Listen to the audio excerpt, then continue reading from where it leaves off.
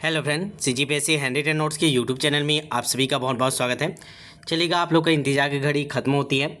आप सभी को पता है कि हमारे द्वारा शिक्षक, सहायक शिक्षक, CG टेट की कंप्लीट तैयारी करवाई जा रही है। यूट्यूब के माध्यम से वे निःशुल्क करवा रहे हैं और साथ ही साथ आप लोग एक विशेष रणनीति से special target topic wise test series के माध्यम से हम आपको तैयारी करवा रहे हैं।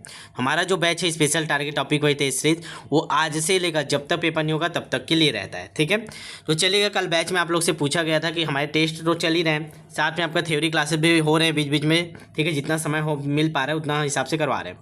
तो आप लोग से पूछा गया था, उसमें दोनों तरफ से आए थे कि कुछ लोग बोल रहे थे कि सर आप प्रैक्टिस से स्टार्ट कीजिए CG टेट के लिए, और कुछ लोग बोल रहे थे सर थोड़ा क्लास और कंटिन्यू करिए। तो चलिए बीच का रास्ता निकालें, किसी दिन क्लास किसी दिन प्रैक्टिस से दोनों एक साथ चलाते रहेंगे। ठीक है, जो प्रैक्टिस सेट रहेगी ये आपके लिए सरप्राइज रहेगा, पहले से नहीं बताएंगे किस टॉपिक का होगा क्या होगा, तभी आप लोग की बेहतर आकलन हो पाएगा।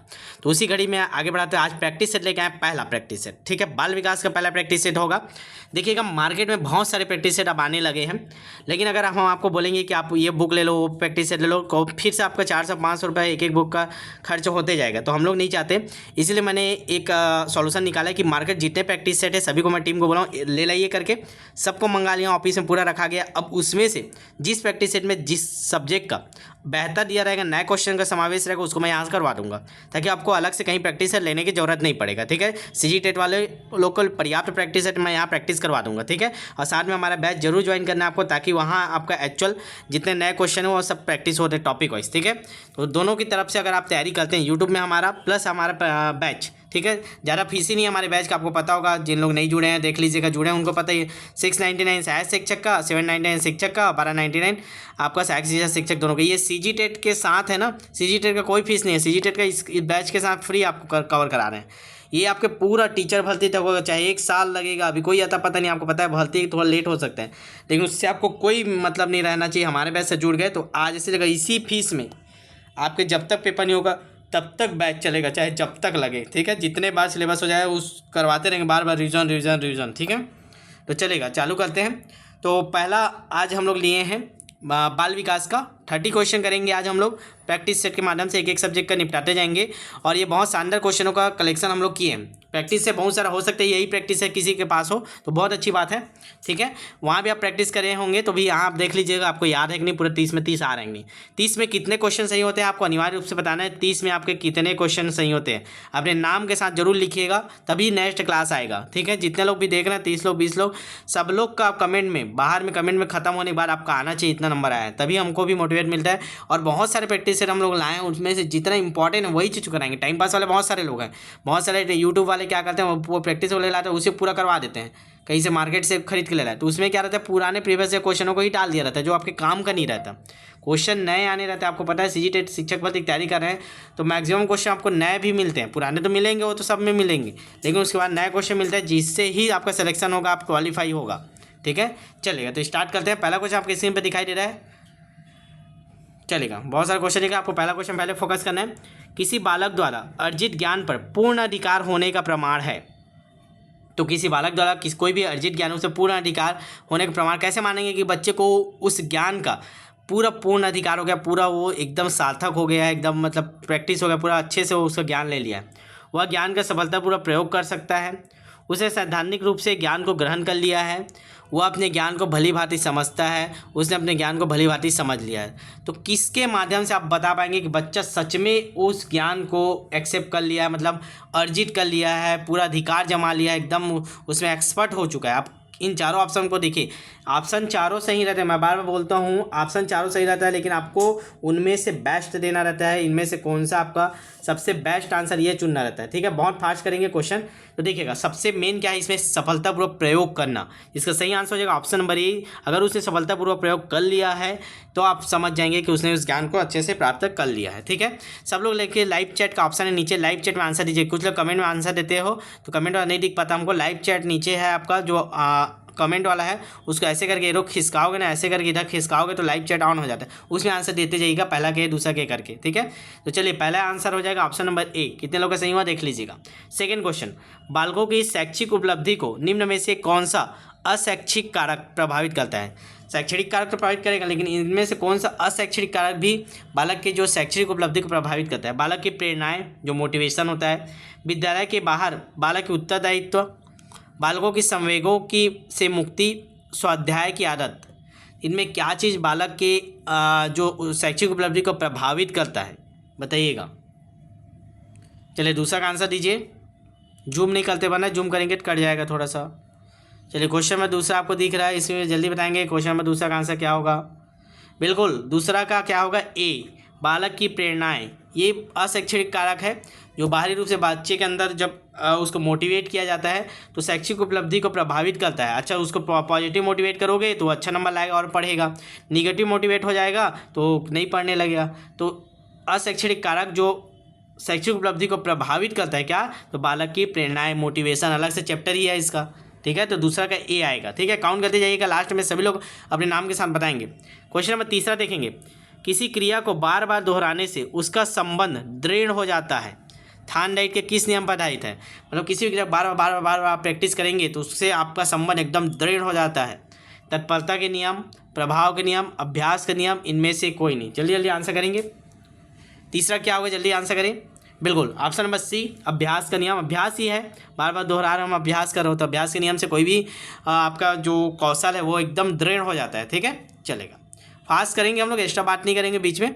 और जिन लोग भी नहीं जुड़े हैं उनको ज़्यादा से ज़्यादा जोड़िए बैच से, ताकि और बेहतर बेहतर हम लोग कर पाएँ। देखिए सब चीज़ कर रहे हैं, प्रैक्टिस सेट का कोई बात ही नहीं हुआ था अलग से टेस्ट के बाद, लेकिन फिर भी आपको देना। आप लोग बोले बैच में कि प्रैक्टिस सेट करवा दीजिए, प्रैक्टिस सेट करवा रहे हैं। इतने सारे प्रैक्टिस करा देंगे, आपका टीचर भर्ती इस बार बाहर नहीं जाने वाला आपका हाथ से। ठीक है, तो विश्वास कीजिए, आगे बढ़िए, हम आपके साथ हैं। क्वेश्चन नंबर चौथा, एक बालक ने एक बिल्ली को डंडे से मारकर भगा दिया। ठीक है, एक बालक आया, बिल्ली को डंडे से मारा, भगा दिया। अब जब भी बिल्ली बालक को देखती है तुरंत भाग जाती है, उसके में डर बैठ गई है तो मुझे मारेगा ही डंडा से। ऐसे ही आपको डर बैठाना है अपने अंदर। क्वेश्चन आपको देख के डरने लगे, ये तो कोई भी क्वेश्चन देखता है तुरंत सही आंसर लगा देता है। इतना प्रैक्टिस कर लो बार बार। ठीक है, अभ्यास का नियम कर लो। बिल्ली की यह सीखने की क्रिया किस प्रकार की है, अनुकरण प्रवृत्ति द्वारा सीखना, संबंध सहज क्रिया द्वारा सीखना, सूझ द्वारा सीखना, प्रयास और त्रुटि द्वारा सीखना।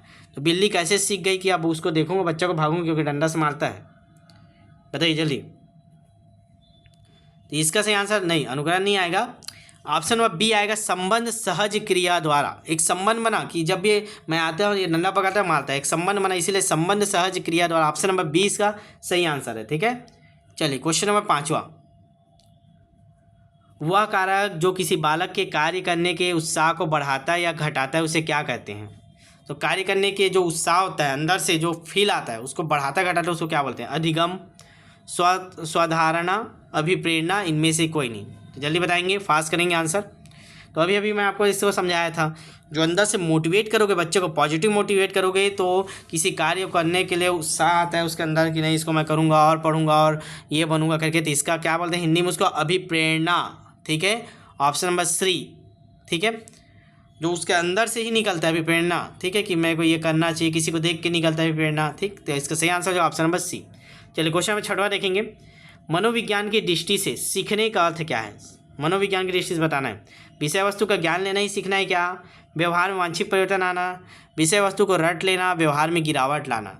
गिरावट लाना तो आएगा ही नहीं, रट लेना तो पॉजिटिव है, निगेटिव है, ये भी नहीं आएगा। दो आपके बचे, जल्दी बताइए छठों के ए आएगा या सी आएगा, जल्दी कमेंट करें। जिन लोग भी यूट्यूब में देख रहे हैं हमारे बैच से नहीं जुड़े, मैं आपको गारंटी दे रहा हूँ लास्ट में आप पछताएंगे कि जुड़ जाना था सर का बोल के।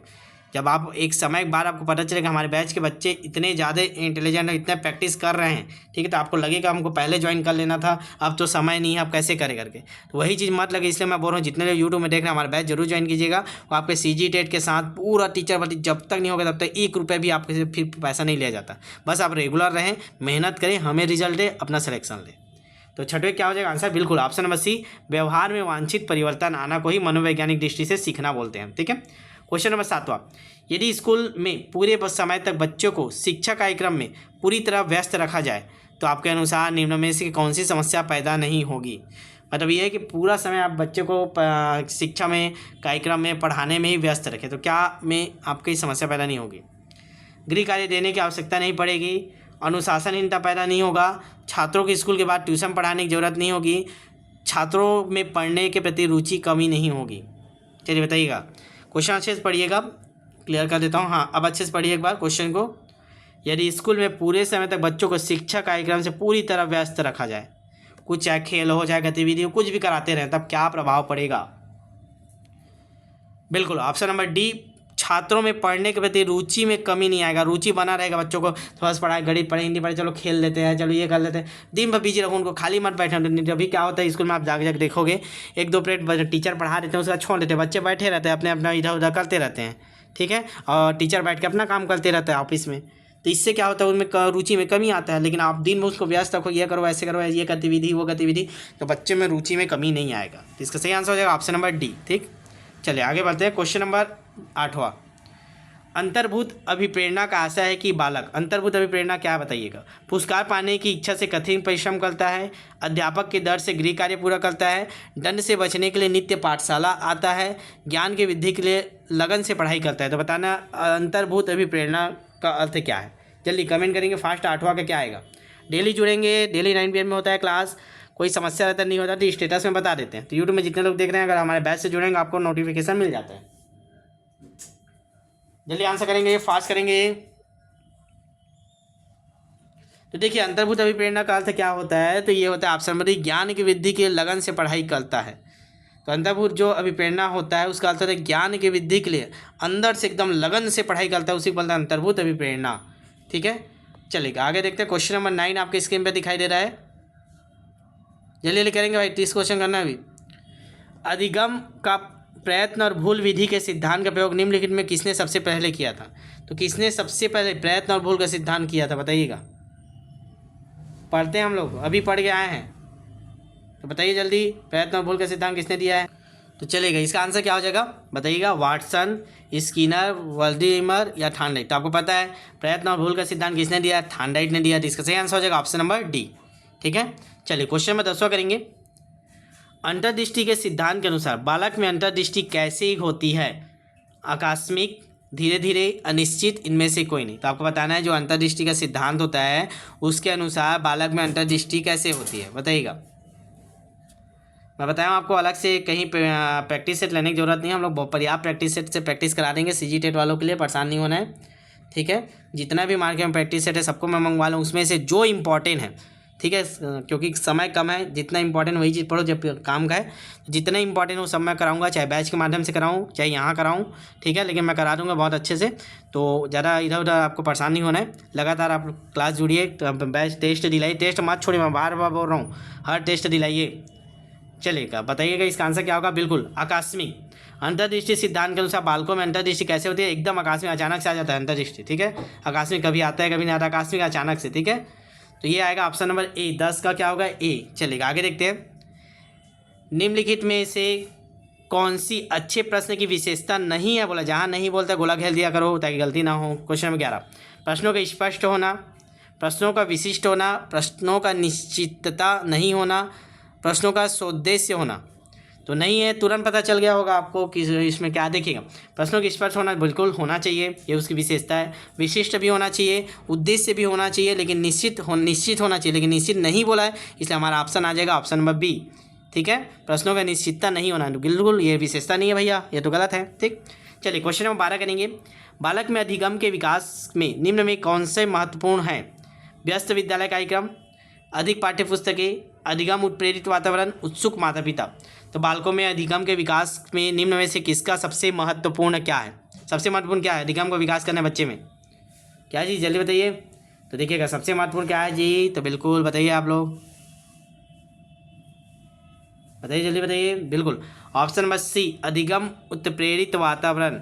अधिगम से प्रेरित वातावरण होना चाहिए, तभी बच्चे के विकास के सबसे मेन है। व्यस्त विद्यालय कार्यक्रम ये सब इंपॉर्टेंट नहीं है, पाठ्य पुस्तक ज़्यादा दे दोगे कुछ नहीं होना। माता पिता उत्सुक रहेंगे, बच्चे उत्सुक नहीं है तो क्या मतलब है? बच्चे को उत्सुक करना है, बच्चे को प्रेरित करना है, मोटिवेट करना है, तो क्या है? प्रिंट रिच वातावरण बनाइए, विद्यालय का वातावरण ऐसा बनाइए कि बच्चे को देख के पढ़ने की इच्छा हो। ठीक है, तो ऑप्शन नंबर सी इसका सही आंसर। क्वेश्चन नंबर 13 देखते हैं। स्किनर द्वारा प्रतिपादित पुनर्बलन सिद्धांत की विचारधारा क्या है, बताना है आपको। स्किनर द्वारा प्रतिपादित पुनर्बलन सिद्धांत पढ़े होंगे। पुनर्बलन सिद्धांत किसने दिया जी? स्किनर ने दिया है। तो क्या है उसका मेन? सही उत्तर पर पुनर्बलन देने से आगे सही उत्तर देने की संभावना और बढ़ जाती है। व्यवहार सामने आ जाने के बाद पुनर्बलन दिया जाता है, पहले नहीं। ए और बी दोनों, उपरोक्त में से कोई नहीं। चलिए बताइए पुनर्बलन सिद्धांत के अंदर कौन सा सही है, ये बताना है आपको, जल्दी करेंगे।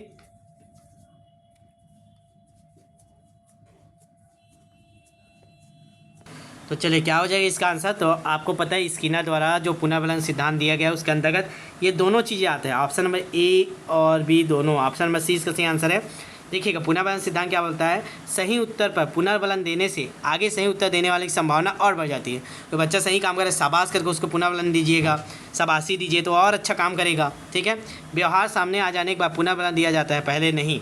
ठीक है, तभी तो आपको पता चलेगा ना, उसका व्यवहार सामने आएगा, इसका व्यवहार कैसा है, उसका उसको पुनर्बलन दोगे बिल्कुल गुड गुड गुड, तब वो इससे सबसे आगे काम करेगा। ठीक है, चलेगा। क्वेश्चन नंबर 14 देखते हैं। नैतिक मूल्यों के प्रति अध्यापक का क्या दृष्टिकोण होना चाहिए।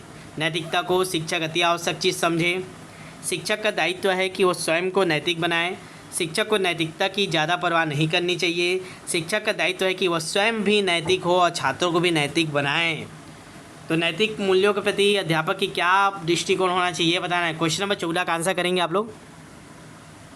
चलिए जल्दी करेंगे, फास्ट। बिल्कुल यही तो ऑप्शन सही है चीज़, ऑप्शन नंबर डी। शिक्षक का दायित्व है कि वो स्वयं भी नैतिक हो और छात्रों को भी नैतिक बनाए। तो 14 का क्या हो जाएगा, बी। ऐसे कमेंट कीजिए ना आप लोग सभी लाइव चैट में, जितने लोग जुड़े हो। मैं बोल रहा हूँ अगर इसमें से एक भी बच्चा होगा जो हमारे बैच से नहीं जुड़ा होगा, जुड़ जाइएगा, लास्ट में आपको पछताना ना पड़े। फिर हो सकता है अगर आपका ज़्यादा एज होगा तो ये लास्ट एग्ज़ाम होगा, नहीं तो फिर 5 साल आप बैठे रहेंगे पछताते हुए कि सर का बैच ज्वाइन कर लेना था, कुछ तो बेनिफिट हुआ रहता। मैं गारंटी देता हूँ बेनिफिट होगा ही होगा, आपको भी पता है। प्रैक्टिस इज मेन है शिक्षक भर्ती तैयारी में। चलेगा, कक्षा में प्रयोग की जाने वाली छात्र केंद्रित शिक्षण वीडियो में प्रायः शिक्षक की भूमिका क्या रहती है। शिक्षक की भूमिका बताना है छात्र केंद्रित शिक्षण विधि में। ठीक है, क्वेश्चन नंबर 15 का आंसर करेंगे। समस्या उत्पन्न करने वाली परिस्थितियों का निर्माण करना। शिक्षक क्या करता है, समस्या उत्पन्न करेगा पहले। छात्रों के लिए संभावित सामग्री संसाधनों को जुटाना, छात्रों की उपकल्पना निर्माण में मदद करना, या ये सभी। तो शिक्षक क्या करता है, छात्र केंद्रित शिक्षण विधि करवा रहा है तो उसमें टीचर किस बात पर ध्यान रखता है, क्या उसका टारगेट रहता है, क्या करना है। जल्दी करेंगे, फास्ट करेंगे, बहुत सारे क्वेश्चन हैं। बिल्कुल ऑप्शन नंबर डी इसका सही आंसर है, सभी आएगा, क्योंकि सबसे पहले वही तो समस्या उत्पन्न करेगा। कुछ समस्या निपटने के लिए जो संभावित सामग्री है उसको जुटाने में मदद करेगा, फिर थोड़ा उपकल्पना बनाने में भी मदद करेगा बच्चों का, ताकि उसको सॉल्व कर पाए। तो इसका सही आंसर है ऑप्शन नंबर डी, ये सभी। ठीक है, चलिए आगे देखते हैं। Question number 16। तिरस्कृत बालक की समस्या का प्रमुख कारण क्या होता है। तिरस्कार कर दिया जाता है, घर से हो, दोस्त से हो, स्कूल से हो, तो उसका क्या मेन समस्या क्या होता है। परिवार के निम्न आर्थिक स्तर, बालक में झूठ बोलने की आदत, बालक के द्वारा कानून की अवहेलना करना, माता पिता की आपसी लड़ाई। किस चीज़ के कारण बालक तिरस्कृत हो जाता है, अपने को अलगाव महसूस करने लगता है, जुड़ाव ख़त्म हो जाता है, क्या कारण होता है उसका, मेन ये बताना है आपको। चलिए जल्दी कमेंट करेंगे। क्वेश्चन नंबर 16 का आंसर बताइए। बिल्कुल मेन कारण देखा गया कि माता पिता की आपसी लड़ाई। माता पिता की आपसी लड़ाई से बच्चे एकदम उब जाते हैं और घर को छोड़ कर निकल जाते हैं, या अपने आप को अलग कर लेते हैं, एकदम तिरस्कृत बना लेते हैं अपने आप को। इसका सही आंसर क्या आ जाएगा, ऑप्शन नंबर डी, माता पिता की आपसी लड़ाई। ठीक है, चलिएगा क्वेश्चन नंबर 17 देखेंगे आप। क्वेश्चन नंबर 17 क्या बोलता है, विशिष्ट बालकों के लिए पूर्व पृथक्करण शिक्षा व्यवस्था के लिए प्रमुख उपाय क्या है। विशिष्ट बालकों के लिए पूर्व पृथक्करण शिक्षा, पता है कि आपको जो विशिष्ट बालक होते हैं उसका अलग से पृथक्करण शिक्षा की व्यवस्था किया गया है। अतिरिक्त कक्षा योजना, विशेष कक्षा योजना, विशेष विद्यालय योजना, आवासीय विद्यालय योजना। तो क्या है विशिष्ट बालकों के लिए क्या योजना करना चाहिए बताना है आपको। क्वेश्चन नंबर 17 का आंसर करेंगे। बिल्कुल विशिष्ट बालकों के लिए क्या करना चाहिए, पूर्व पृथक्करण शिक्षा व्यवस्था के तहत आवासीय विद्यालय योजना की व्यवस्था की गई है। ठीक है, चलिए इसका सही आंसर हो जाएगा 17 का डी। लास्ट में आप लोग अनिवार्य रूप से बताइएगा कितना सही हो रहा है। ठीक है, चलिए क्वेश्चन नंबर 18 देखेंगे। किसी बालक में मानसिक विकास का परिमाण क्या होता है, परिणाम क्या होता है ना। मानसिक विकास का परिणाम क्या होता है, बालक की याद करने की योग्यता में वृद्धि होता है, बालक की सामाजिकता में विकास होता है, बालक के द्वारा स्वानुभवों द्वारा लाभ प्राप्ति की योग्यता आती है, उसकी सामान्य योग्यताओं में वृद्धि होती है। तो आपको बताना है मानसिक योग्यता का परिणाम क्या होता है। चलिए बताइएगा, किसी बच्चे में मानसिक विकास हो रहा है तो कैसे जानेंगे कोई मानसिक विकास हो रहा है, क्या चेंजेस आएंगे। तो होगा ऑप्शन नंबर सी, बालक के द्वारा स्वानुभवों द्वारा लाभ प्राप्ति की योग्यता उसमें आ जाती है। तो इसका सही आंसर होगा ऑप्शन नंबर सी। ध्यान दीजिएगा, थोड़ा अलग सा आंसर आपको लगेगा। ठीक है, चलिए आगे देखते हैं। Question number 19। किसी बालक में शैक्षणिक पिछड़ेपन की पहचान के लिए अनिवार्य तत्व है। कैसे जानेंगे बच्चे में शैक्षणिक पिछड़ापन है। आनुवंशिकता की जांच करके, वातावरण का प्रभाव, बुद्धि परीक्षण, इनमें से कोई नहीं। तो क्या आवश्यक तथ्य है किसी बच्चे के शैक्षिक पिछड़ापन की पहचान के लिए? क्वेश्चन नंबर 19 का आंसर करेंगे। इसका सही आंसर हो गया ऑप्शन नंबर सी, बुद्धि परीक्षण। आपको पता है हम लोग को अगर बच्चे की शैक्षणिक योग्यता पता करना है IQ टेस्ट करते हैं, तो उससे पता चलता है कि मन बुद्धि का है, कि साधारण बुद्धि का है, कि अति उच्च बुद्धि का है। ठीक है, अलग अलग लेवल उसके पढ़े होंगे आप लोग, 90 से 120 तक साधारण बुद्धि ऐसे करके। ठीक है, अलग अलग पढ़े होंगे ना, तो उसी में हम लोग को कैसे पता चलता है शैक्षिक पिछड़ापन? तो बुद्धि परीक्षण के द्वारा। ठीक है, तो 19 का सही आंसर हो जाएगा option number C. Question number 20 देखते हैं। किसी बालक में पिछड़ेपन का कारक नहीं है शारीरिक, स्वभाव संबंधी, वंशानुक्रम, राजनीतिक। तो नहीं है पूछा है ना, शारीरिक क्या होता है, रहता है भाई। अगर शारीरिक कोई क्षमता है तो थोड़ा सा पिछड़ापन आ ही जाता है बच्चे में। ठीक है, स्वभाव संबंधी, उसका स्वभाव ही बेकार रहेगा, पढ़ने लिखने में नहीं रहता, उसका स्वभाव इधर उधर रहता है, स्वभाव सही नहीं रहता बच्चे का, तो भी आएगा पिछड़ापन। वंशानुक्रम से भी प्रभाव पड़ता है, लेकिन राजनीति ये नहीं करता। हमारा सही आंसर हो जाएगा ऑप्शन नंबर डी, राजनीतिक पिछड़ेपन का कारण नहीं हो सकता। ठीक है, क्वेश्चन नंबर 21 करते हैं। मन बुद्धि बालक की बुद्धि लब्धि होगी, जैसे आपको बताया था IQ टेस्ट में अलग अलग बटा रहता है। ठीक, तो मन बुद्धि का आपको बताना है 130 से अधिक, 130 से कम, 80 से अधिक, 70 से कम। जल्दी बताएंगे। तो मन बुद्धि जो बालक होता है उसका IQ लेवल बुद्धि लब्धि 70 से कम होता है। इसका सही आंसर हो जाएगा 21 का डी। लास्ट में बताइए 30 में कितना सही हुआ ना, यही मेन आपका परीक्षण है। आपको पता रहेगा क्या पढ़ना है, टॉपिक तो आप पढ़ के आ जाएंगे, तो उसमें आकलन आपका होते रहता है। उसके बाद मेन जब एक साथ आप दिलाते हो तो वहाँ से मेन आपको पता चलता है कि मिला जुला पूरा कंप्लीट रूप से हमारा क्या स्थिति है। आप क्वेश्चन नंबर 22 देखेंगे। आपकी कक्षा में पिछड़े हुए छात्रों के प्रति आपका दृष्टिकोण क्या है? उनके पिछड़ेपन के कारणों को ढूंढना, हमने सभी का ठेका नहीं लिया है यह सोच कर उन पर ध्यान नहीं देंगे, अन्य छात्रों के समान ही उन्हें समझेंगे, उन्हें अन्य छात्रों से अलग रखेंगे। तो जो पिछड़े हुए छात्र हैं उनके प्रति आपके क्या दृष्टिकोण है एक टीचर का? आप भावी टीचर हैं तो भावी टीचर के रूप में आप सोचेंगे।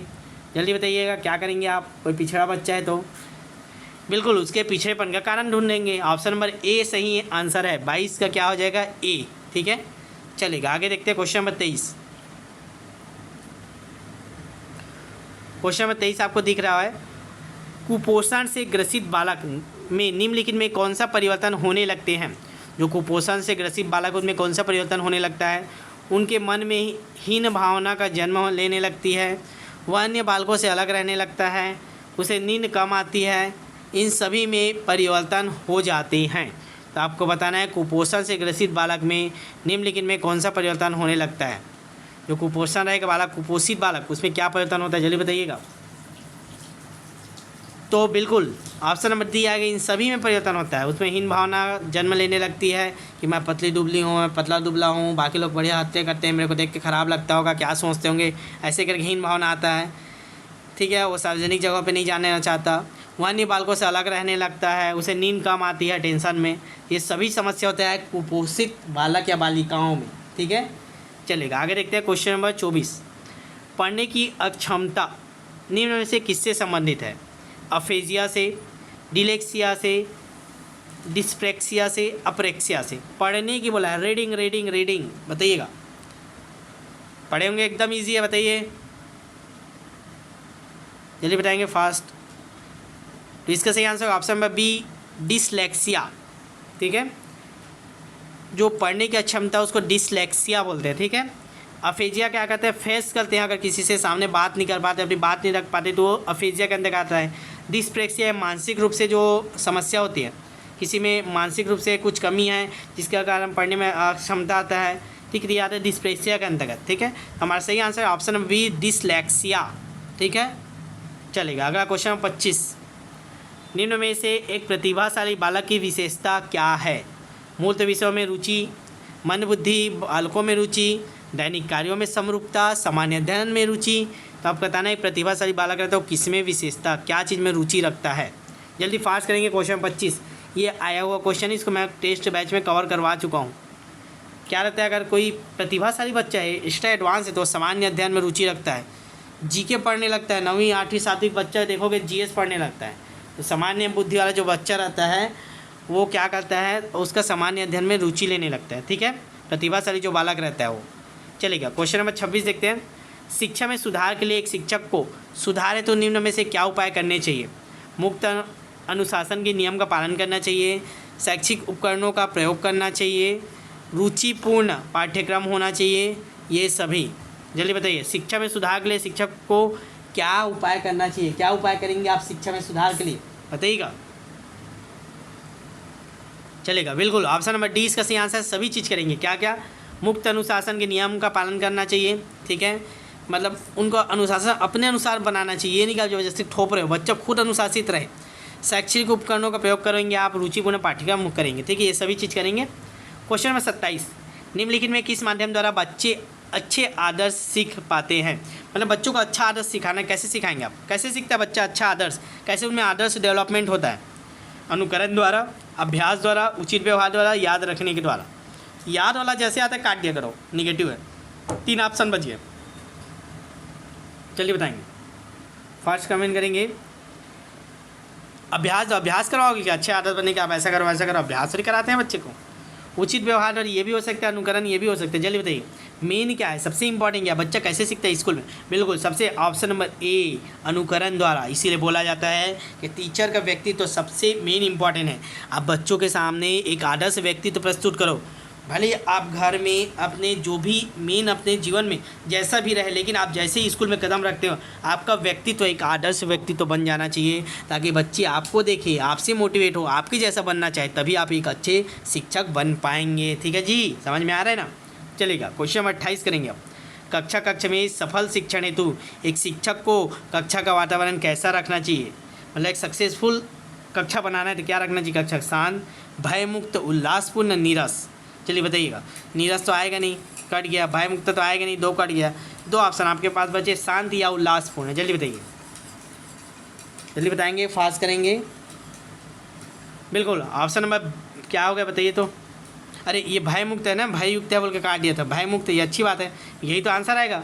कक्षा में सफल शिक्षण एक भयमुक्त वातावरण रखना चाहिए, ताकि बच्चे आपसे जो भी उनके मन में उत्सुकता है उसको पूछ पाए, जो उनके अंदर जो भी इच्छाएं, जो भी क्वेश्चन बने वो आपसे पूछ पाए। एकदम भय नहीं होना चाहिए, भय मुक्त होना चाहिए कक्षा। इसका सही आंसर हो जाएगा ऑप्शन नंबर बी, भय मुक्त होना चाहिए। ठीक है, चलेगा, आगे देखते हैं। इसमें कन्फ्यूजन आपको हो सकता है उल्लासपूर्ण भयमुक्त में, लेकिन अच्छा आंसर दोनों में से देखोगे भय मुक्त रहेगा तभी बच्चा पूछ पाएगा। आप उनको उल्लासित कर दोगे लेकिन भय नहीं रहेगा उनमें, तो पूछ नहीं पाएंगे अंदर से। ठीक है, तो भय मुक्त रखना है बच्चों को। Question number 29, second last question. संवेग व्यक्ति की उत्तेजित या तीव्र अवस्था है, निम्न में से किसका कथन है? संवेग जो हमारे अंदर उत्पन्न होता है, संवेग, ठीक है, उसकी मेन तीव्र अवस्था है व्यक्ति की संवेग ही। क्या, कौन बोला है? वुडवर्थ ने, डेनियल ने, मीड ने, हेज ने। बताइए किसने बोला है?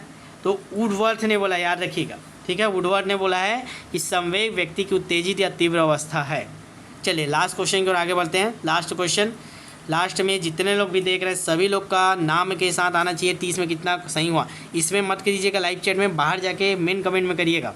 मैं देखूंगा कितने लोग उपस्थित थे, कौन कौन टेस्ट दिला रहे हैं, उनके लिए फिर और आगे व्यवस्था करूंगा। कुछ PDF प्रैक्टिस सेट भी देने की कोशिश करूंगा जिन लोग रेगुलर क्लास अटेंड करते हैं। ठीक है, तो अपना नाम बताएंगे और कितना आपका सही हुआ ये बताएंगे, तब आपको PDF भी मैं दूंगा। ठीक है, जितने लोग ज़्यादा रोज़ डेली अटेंड करेंगे लास्ट में उनको कुछ एक्स्ट्रा बेनिफिट दूंगा मैं। ठीक है, चलेगा। क्वेश्चन नंबर 30, आधुनिक बुद्धि परीक्षणों में सर्वाधिक मापन किसका किया जाता है? व्यक्ति द्वारा प्राप्त शैक्षिक अनुभवों का, सामान्य अभियोग्यताओं का, जन्मजात अभियोग्यताओं का, सामान्य बुद्धि का। तो बताना है सर्वाधिक मापन किसका किया जाता है? जो बुद्धि परीक्षण हम लोग करते हैं ना, बीने साइमन वाला जो बनाए हैं और जिसका टर्मन ने सूत्र दिया है, तो ये सबके द्वारा जो हम लोग बुद्धि परीक्षण करते हैं तो उसमें क्या चीज़ मेन देखते हैं ये बताना है आपको। जल्दी बताएंगे।